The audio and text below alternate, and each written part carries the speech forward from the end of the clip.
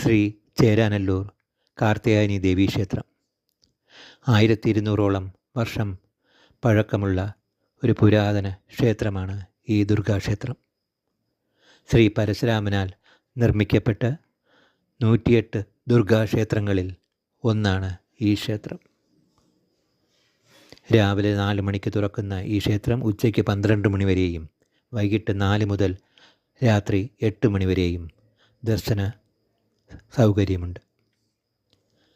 എടപ്പള്ളിയിൽ നിന്നും പറവൂർ റൂട്ടിലാണ് ഈ ക്ഷേത്രം. ഏകദേശം എടപ്പള്ളിയിൽ നിന്ന് 7 കിലോമീറ്റർ വരെ ദൂരം ഉള്ളൂ. ഏവർക്കും സ്വാഗതം. അമ്മേ നാരായണ, ദേവി നാരായണ, ഭദ്രേ നാരായണ, ദുർഗേ നാരായണ.